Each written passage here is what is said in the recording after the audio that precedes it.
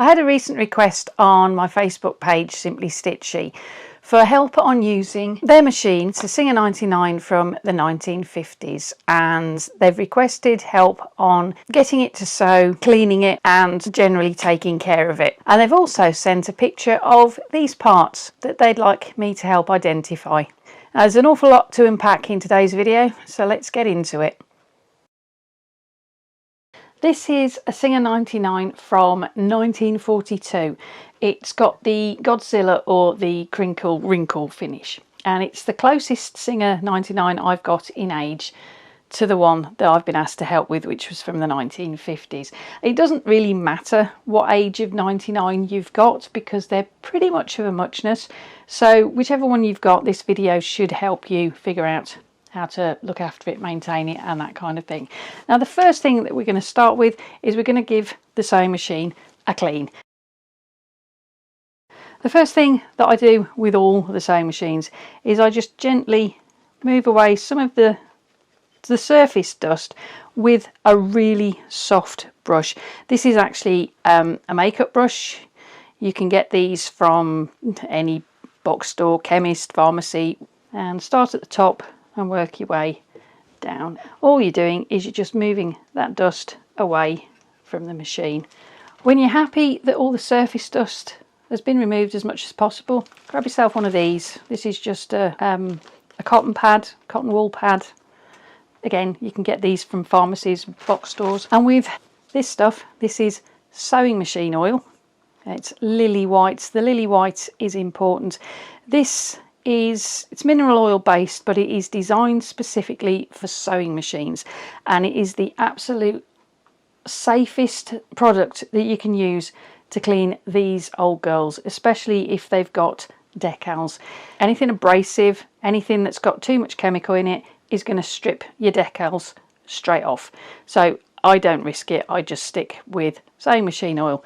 And what you do is you just put a few drops here and there, and you just gently just rub it across the surface. And what you'll find is that will help clean the machine. The next thing that you want to do, obviously, is you want to make sure that the machine is oiled. Now, across the top here, there are little oil ports, and this is where the zoomer spout on this particular bottle comes in really handy, because it just helps you get the oil into those different little holes.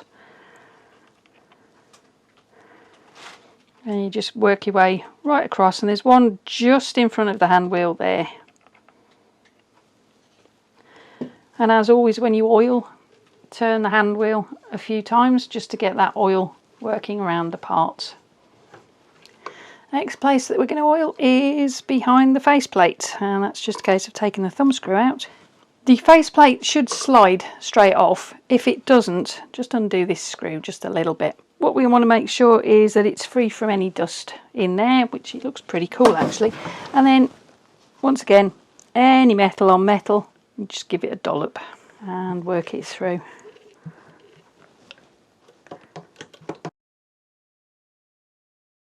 It's a good idea before you start on any sewing project with any sewing machine, not just the 99, is if you give the bobbin area a quick clean. What you want to do is grab yourself one of these. This is a cotton bud or a Q-tip, and what we're going to do is just gently wipe it over the bobbin area just to pick out any dust or debris. You're also going to need to take the bobbin out and just clean where the bobbin sits. Sometimes dust and debris can accumulate underneath this bobbin case here, so what you need to do sometimes is actually take that out, and to do that there's this little lever here which goes underneath the bobbin cover. So what we're going to need to do is take the bobbin cover off. Now, it can be tempting to just carry on pushing it that way, and this particular machine, because it's broken, does actually come off that way, but there is a proper way of doing it that doesn't break the bobbin cover, and that is to take this bit off. So that's what we're going to do next. What I'm also going to do is take the foot and the needle out so that I don't stab myself with the needle, and so that I've got more room to work. So to remove the foot, you just undo the thumb screw and it'll come off. Put that somewhere safe so you don't lose it. And to take the needle out, just undo the needle clamp and it will drop straight out. We're going to take these screws out. Make sure you put the screws in such a way that you know which one came out of which hole, because screws from machines of this age like to go back in the hole they came out of. Okay, so the next thing we're going to do is we're going to just remove that. This plate needs to come this way, and we're going to need to make sure the feed dogs aren't in the way. So just drop them to their lowest level, grab your bobbin cover and just push it towards the right of the machine. And that's how you take the cover off properly without breaking this spring here.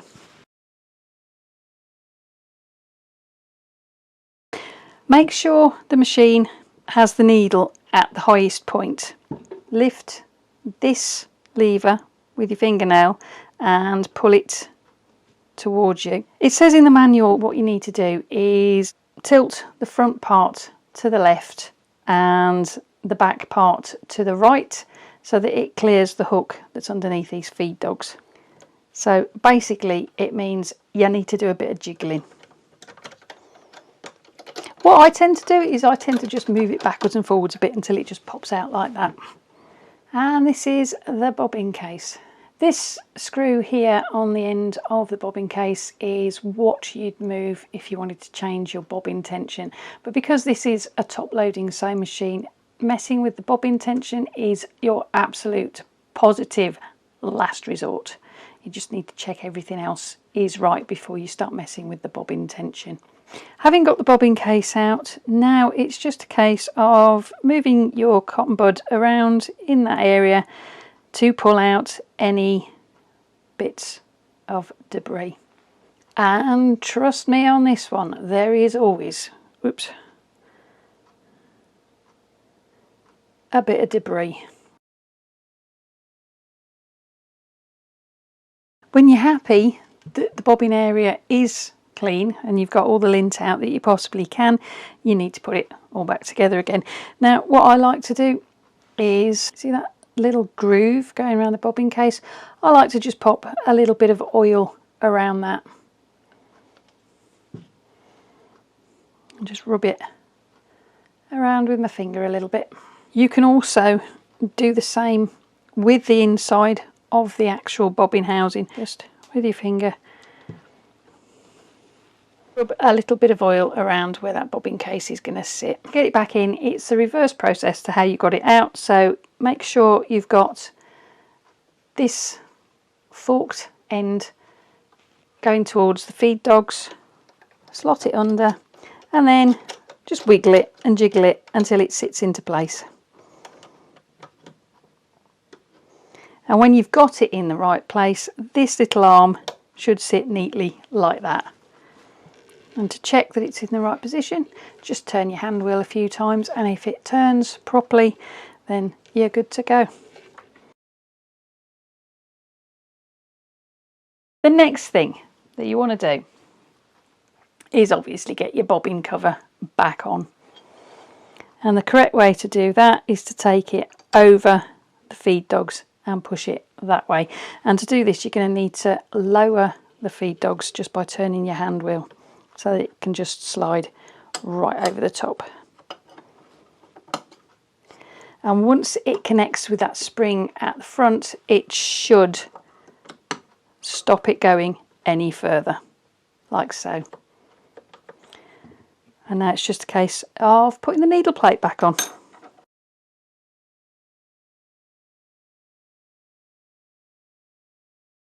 While we're in the bobbin area, if you have a look just in here, this little cross-hatched button here is the button you push to get the bobbin out of here, and just to the side of it right there's a little spring. Now that little spring is supposed to have a little bit of felt in it. Now if we refer back to the picture that I was sent, you'll see what I mean by the little red felt, because if you just look at the bottom of the picture there, you can just see it inside that little spring. And what that's for, it's not something that you want to be removing from your machine. You want to be leaving that there, because that's actually an oil wick, and you need to put a little drop of oil on that every so often. And what it'll do is it will just slowly release oil into this bobbin area, so you don't have to go through the hassle of taking this out to oil it every time you use the machine. Singer 99s will work fine with plastic bobbins, but because of its age, because it actually predates plastic bobbins, you might find that you get a better stitch and a better control on your tension if you swap the plastic bobbin out for a metal one, because these machines originally would have been designed to work with metal bobbins. And you might also find that you get a neater wound bobbin if you use a metal class 66 rather than a plastic one.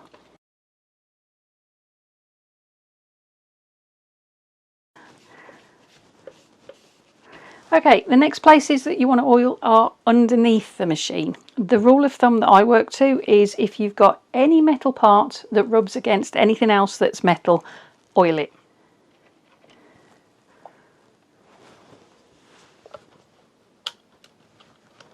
Don't worry too much if it drops off, because you can always wipe up the excess. You want to make sure that you spin that hand wheel to get that oil worked through.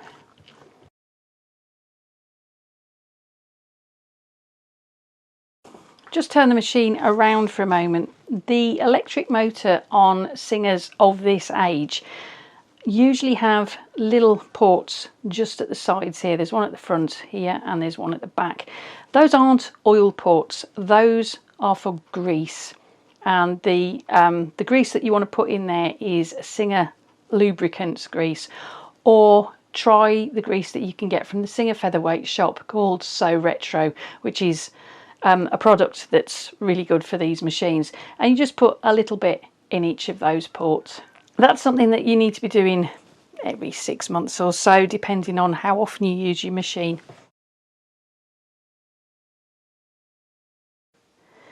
Now, the Singer 99 is a class 66 machine. In fact, it is the 3/4 size of a 66. It means it's just a little bit smaller, but it takes the same bobbins. And you'll find them in most sewing outlets, and they're slightly domed on the top and the bottom. They're not like class 15s, which are totally flat. So you're looking for a class 66 bobbin. And what we're going to do now is we're actually going to wind some thread onto it. This is the stop motion screw, or the clutch.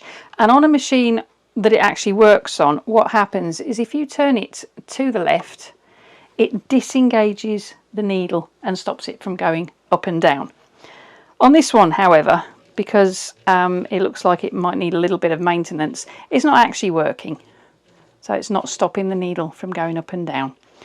And then what you do when you finish winding the bobbin to get your needle to go back up and down, if it works, is you just turn it to the right, and then that puts it back into sewing mode. So I'm going to have to make a little note to myself that I need to fix the clutch on this one. If you want to see me fixing the clutch on a Singer 99, subscribe, let me know in the comments, and I'll put that video together. But for now, if your machine is working properly, turn it to the left, and that will disengage the needle and stop it going up and down. The next thing we want to do, obviously we've got a spool of thread on the top of the machine. We go across to this thread guide here, bring your thread down to this little number 2 down the bottom, and you put it through the bottom one first and then through the top one, and then pull the thread up. And you'll notice that on the bobbin you've got a series of holes. This is actually a modern Singer 66 bobbin. There's 3 holes the same size and there's one slightly smaller. That slightly smaller hole is actually for the pin that's on some bobbin winders of this style. Some have this little lever to hold the bobbin on the post, and some have the pin. This doesn't have the pin, but if yours does have a pin, you need to line that little hole up with the pin so that it holds it onto the post. Whichever style of winder you've got, what you want to be doing next is putting the thread through from the inside to the outside of the bobbin, one of those slightly bigger holes. Give it a quick check, make sure it's still attached to this little thread guide down here. Sometimes it pops off. And then just push your foot pedal for a few revolutions and then snip off that extra bit.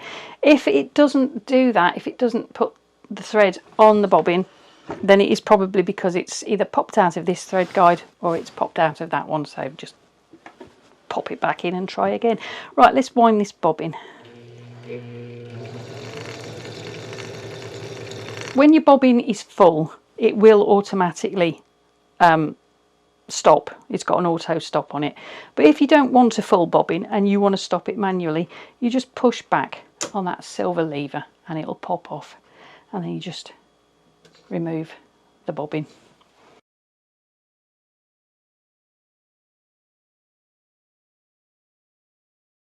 The next thing we're going to do is we're going to put the bobbin in the machine. With this particular style of machine, what you need to make sure you've got is your bobbin needs to have the thread coming off at the top in an anti-clockwise direction, or counterclockwise. So basically it's at the top of the bobbin coming off towards the left. With the thread coming off the top of the bobbin to the left, put the bobbin in the bobbin housing, and then there's two grooves. You want to come up through that groove there, across and back down through this groove here, and then bring the thread over towards the sewing machine foot, and then you see the little notch in the bobbin cover. You want to put the thread in there.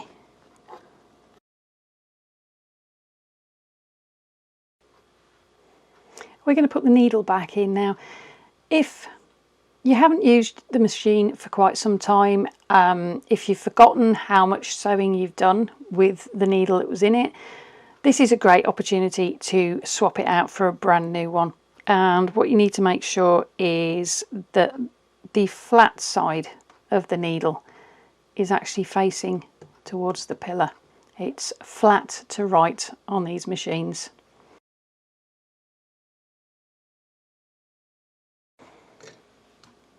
What we're going to do next is we're going to thread the top of the machine. So going from the thread reel, we're going to go to this top thread guide. We're going to go down to the tension discs. We're going to go round the tension discs. There's a little check spring here that you want to go up and round, and then because this is the Singer 99, there's this little arm here. You're going to want to go under the arm. You don't have to bother about the little hole in it, that's for darning. So you literally just go underneath in that little groove and then just pull it up. Make sure you've got your take up lever in its highest point, and make sure your foot is up when you thread your tension discs. I want to thread it through the take up lever. Now some take up levers have a handy little notch that you can just slip the thread into. This one doesn't. I want to thread it through the hole. Make sure it's not caught up on anything. And then the next thing you want to do is the thread guide on the faceplate,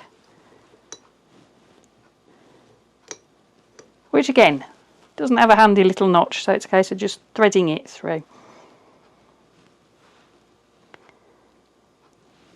This thread guide here just above the needle, and you just want to put the thread through that one, which does have a handy little notch to slide it through, which is lovely. The Singer 99 and the Singer 66 both thread from left towards the pillar to the right, and you know that they do that because of the position of this thread guide.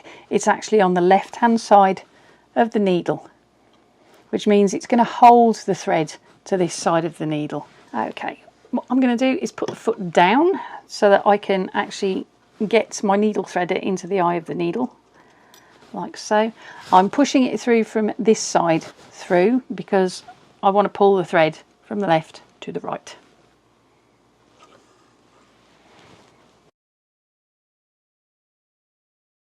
Okay, now that we've got the thread through the needle, the next thing that we need to do is pick up the bobbin thread.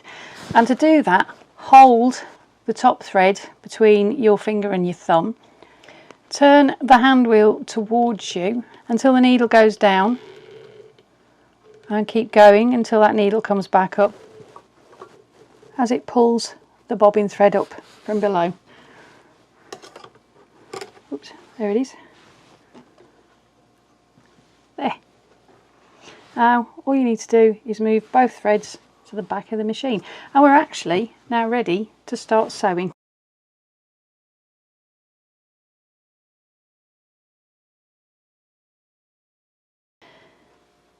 Just underneath the bobbin winder here on the wheel, you've got this little lever, and this is a handy little lever. Down here with these numbers, what you've actually got is your stitch length. It'll take it from the longest stitch possible, which is about 6 stitches per inch, all the way up to, I think the top number says 30, and you can even take it up to no stitch length at all for things like darning or free motion and that kind of thing. And if you push this lever all the way up to the top, you're actually in reverse. Now the one thing to watch when you put it in reverse is if you want to start going forwards again, you do need to manually put it back to whatever stitch length you were on beforehand, or otherwise you will just carry on going backwards. Okay, I've put the foot down. I'm going to hold the threads, both the bobbin and the top thread, for the first few stitches, just to give it a little bit of tension, and then we'll push the foot down and see what happens.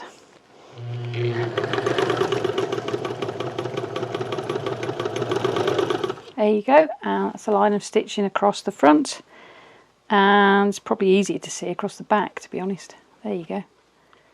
Now it's puckering a little bit because the tension's not quite right.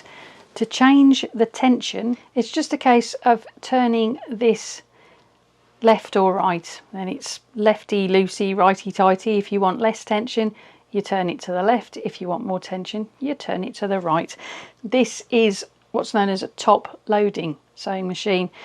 It is the tension discs that you want to go to first if you've got a tension issue. Don't mess with the bobbin tension unless it's a last resort.